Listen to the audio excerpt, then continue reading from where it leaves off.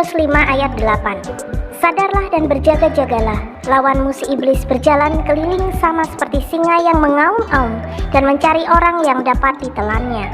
Iblis adalah roh yang berusaha menjauhkan manusia dari Tuhan dengan segala triknya, baik itu apa yang terlihat menakutkan, memikat, ataupun hal-hal lain yang bisa membuat manusia lengah. Satu hal yang kita harus sadari adalah bahwa iblis adalah roh, dan karena itu kita sebenarnya tidak dapat melihatnya dengan mata kita selama kita hidup di dunia. Karena mereka adalah roh, mungkin gambaran-gambaran itu berkaitan dengan imajinasi manusia yang berbeda-beda menurut pengaruh mistis setempat. Tetapi memang iblis dapat menampakkan diri dengan berbagai manifestasi. Jika iblis ingin membuat manusia menjadi pengikutnya, ia sering menampilkan diri dalam bentuk yang bisa diterima manusia, sehingga manusia tidak berusaha menghindarinya. Bentuk yang jahat dan mengerikan mungkin hanya bisa menundukkan atau menarik orang-orang tertentu. Baik-baik aja, Pak Thomas Daud. ada di mana? Ada di Jakarta, habis jemput Mami Dek. Oke, Thomas. Iya, Pak Daud, pimpin doa pembukaan. Mohon kekuatan Elohim bekerja, kuasa Elohim bekerja, bebaskan dari yang jahat, bebas dari kutuk, bebas dari kegelapan. Kuasa Yesus bekerja, lawat secara pribadi Tuhan, nyatakan kuasa kasih-Mu. Dan nama Yesus dimuliakan. Amin. Amin. Oke, Thomas, gimana? Iya, Pak Daud, ada pesan-pesan Tuhan, Pak Daud. Ini Thomas, Ya, tahun depan kita pasti disertai Tuhan. amin. Kita akan berjalan bersama Tuhan, Thomas. Amin. Dan inflasi akan berjalan sampai berapa tahun, Thomas? 5 tahun, Pak. 5 tahun, Thomas. Dan Yes. kita harus siap-siap untuk hal itu, Thomas. Yes. Thomas, gimana sekarang pelayanannya? Luar biasa bersama Tuhan, Pak. Rencana. Thomas. Mm-mm. Setan itu sama Thomas tidak mau. Tidak mau. Karena tidak ganteng, juga tidak jelek. Namanya apa, Thomas? Tanggung. Tanggung. Kapan menikahnya, Thomas? Sedang direncanakan. Iya. Cepat menikahlah, Thomas, supaya kamu ada kerjaan juga. Siap, Pak Daud. Oke, mau tanya apa, Thomas? Pak Daud, ini ada yang bertanya nih, Pak Daud. Saya pernah ke dukun, sekarang lagi sakit stroke tremor. Yang mau saya tanyakan, apakah stroke tremor itu akibat para kedukun atau sakit medis, Pak? Belum tentu, bisa juga sakit medis, bisa juga kuasa gelap. Harus lihat kasusnya dulu, Thomas. Lihat kasusnya, Pak Daud, ya. Nah, Pak Daud, kalau ada orang sudah dilepas kerasukan, itu apa, Pak Daud? Pertama, harus patahkan sugestinya dulu, Thomas. Oh. Kedua, ada pemicu yang belum beres. Contohnya kecewa, akar pahit, dendam. Oh, gitu ya, Pak Daud. Akar pahit, kecewa, dendam itu, Thomas. Hmm. Lanjut, Thomas. Oke. Jadi kalau itu pemicunya nggak dipatahkan, akan susah ya, Pak Daud ya? Iya, betul. Oke. Puji Tuhan ya, Pak Daud. Nah, Pak Daud, sama Pak Daud menjadi mantan okultisme begitu, ada pengalaman-pengalaman yang lucu nggak, Pak Daud, yang bisa diceritakan? Semuanya itu ya pernah saya cerita, hampir semuanya sudah diceritakan itu, Mas. Siapa tahu ada yang lebih mau ditambahkannya, mungkin lupa yang belum ditambahkan ceritanya, Pak Daud. Yang penting itu gini, Thomas. Ya. Kalau melayani Tuhan itu kita belajar pikirkan Tuhan, Thomas. Ya. Nanti Tuhan pikirkan kita. Siap, Pak Daud. Sekarang ini, Thomas, setan ini baru bekerja luar biasa. Oh, begitu, Pak Daud. Iya. Karena apa? Dengan kondisi ekonomi seperti ini, nah, roh perpecahan, roh intimidasi, itu bekerja luar biasa, Thomas. Setan pakai itu untuk menghancurkan keluarga dan rumah tangga, Thomas. Nah, dan yang kedua, Thomas, kondisi seperti ini, Thomas ya, banyak orang itu ini Thomas, bingung Thomas. Ya. Atau kita bersama Tuhan tuh amin. Amin. Ya, puji Tuhan. Ini ada pengalaman hidup ya Thomas ya. Nah, Kita ini harus mendidik anak kita itu mengalami yang namanya itu masa susah Thomas. ya, Supaya tidak menjadi anak cengeng gitu loh Thomas. ya, Karena tak perhatikan generasi sekarang ini kalau didik anak mereka itu orang tuanya repot suruh lihat game Thomas. ya, Nah, itu kalau game terus itu tidak bagus Thomas. ya, Nah, harus seorang anak itu harus ada interaksi dengan teman-temannya dan ada olahraga fisik juga dan bergerak juga Thomas. ya, Kalau zaman kita dulu kan ada layang-layang, ada kelereng, ada peta umpet, ya itu kan olahraga Thomas. ya, Nah, saya perhatikan anak-anak zaman sekarang Thomas ya, semuanya ngegame, semua pegang HP kebanyakan Thomas. iya Pak Daud. Nah, hal seperti ini kita sebagai orang tua tuh harus membatasi Thomas. Iya, Nah, ada suatu pengalaman hidup saya Thomasnya bahwa ada waktunya tuh seorang anak itu harus dilatih bagaimana mengatasi rasa ketakutan supaya dia belajar tidak panik saat mengambil keputusan Thomas. iya, Nah, jadi saya pernah mengalami kan dilepas di hutan selama 1 bulan Thomas. Nah, di situ hari pertama, kedua nangis terus Thomas iya, karena ketakutan. Itu hanya sehari aja. Setelah itu hari kedua, ketiga mau tidak mau bertahan Thomas. Makanya saya ini bisa makan tikus. Dulu pernah makan tikus Thomas. Makan apa rasanya kucing. Pak? Tikus matang Pak, tikus mentah Pak? Wes, nggak usah dipikir, penting makan aja Thomas. Terusan kucing, ulet, belalang, jangkrik, semua pernah saya, hampir semua itu pernah saya makan Thomas.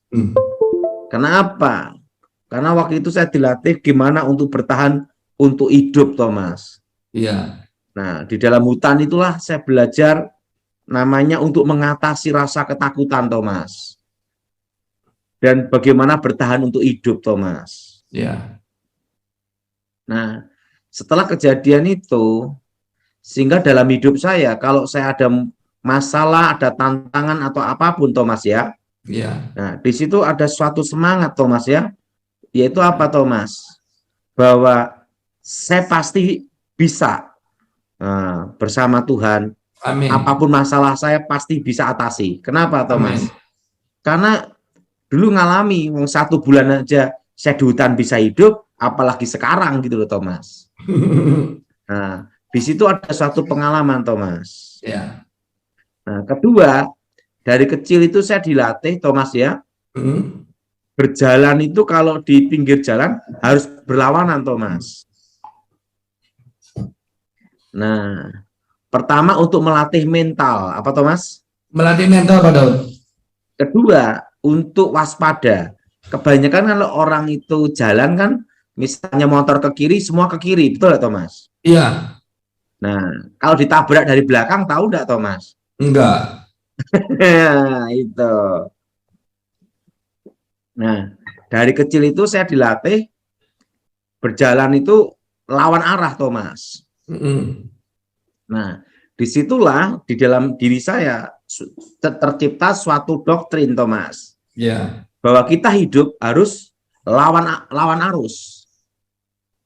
Nah, ikan itu kan yang bagus kalau lawan arus Thomas, betul? Betul. Nah, jadi kita ini tidak boleh ikut arus dunia ini gitu loh.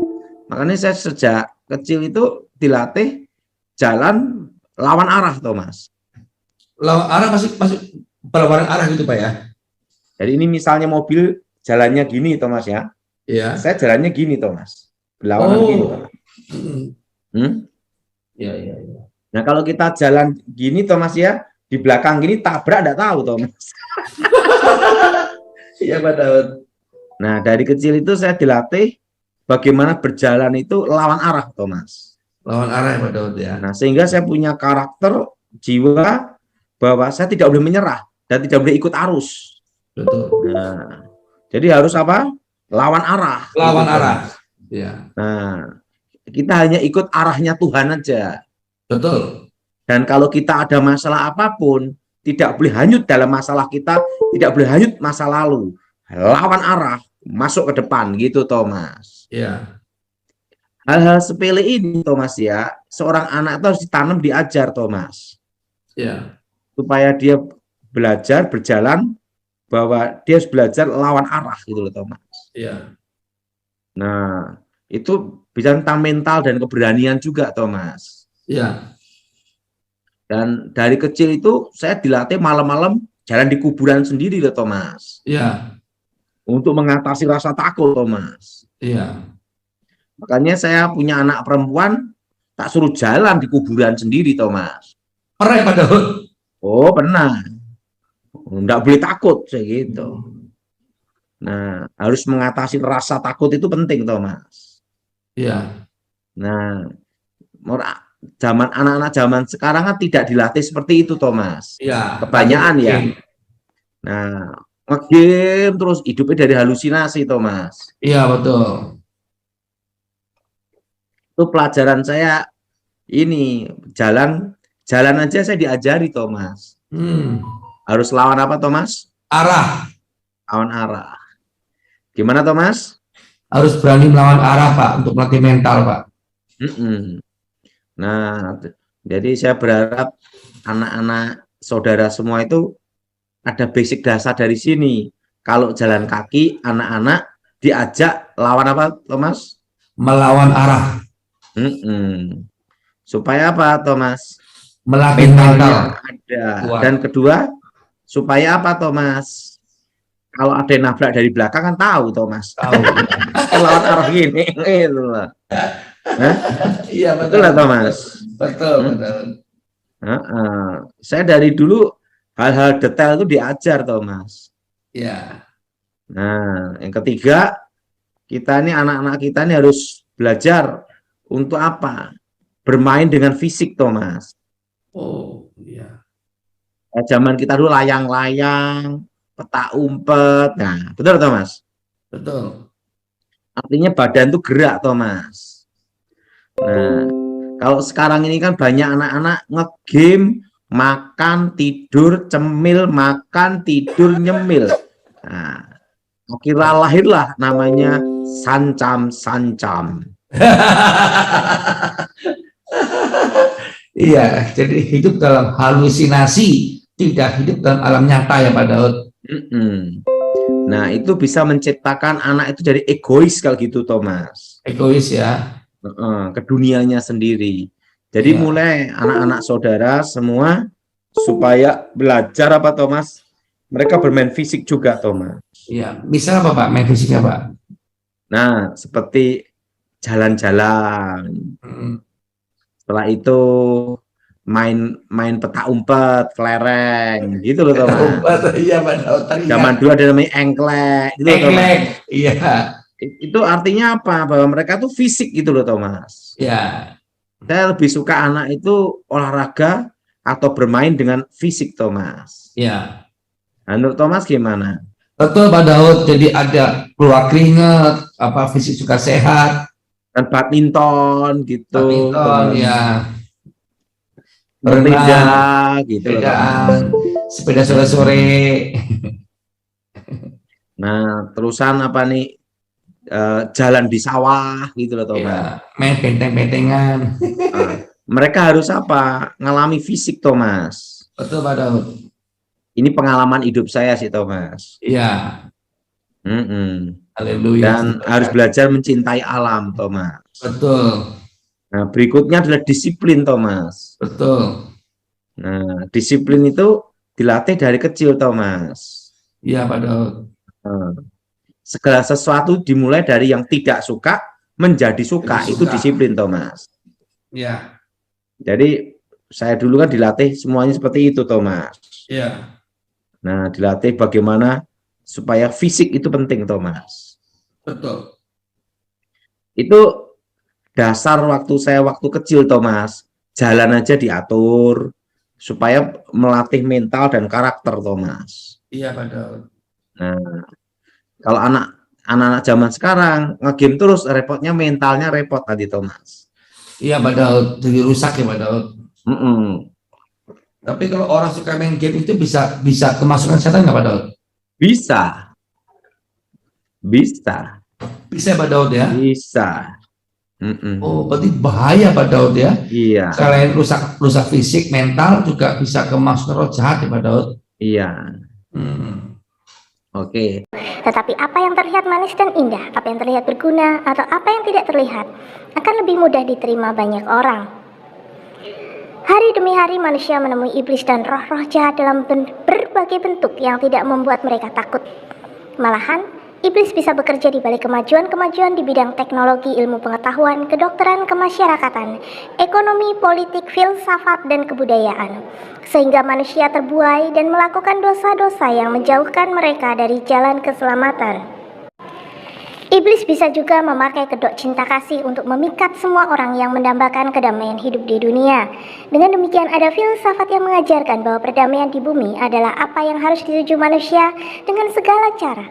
Selain itu ada juga filsafat yang mengajarkan bahwa semua orang pada hakikatnya baik dan tidak memerlukan penebusan dosa. Banyak yang mengajarkan bahwa manusia dapat diselamatkan melalui perbuatan amalnya. Belum lagi ajaran zaman baru atau New Age yang sering mengajarkan bahwa manusia bisa menemukan Tuhan dalam dirinya.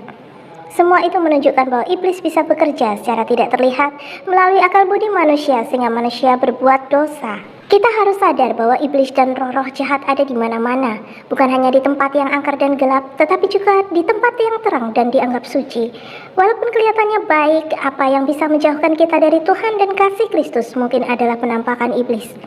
Tetapi jika kita selalu hidup dalam iman dan berpegang kepada firman Tuhan, tidak ada yang bisa memisahkan kita dari Tuhan.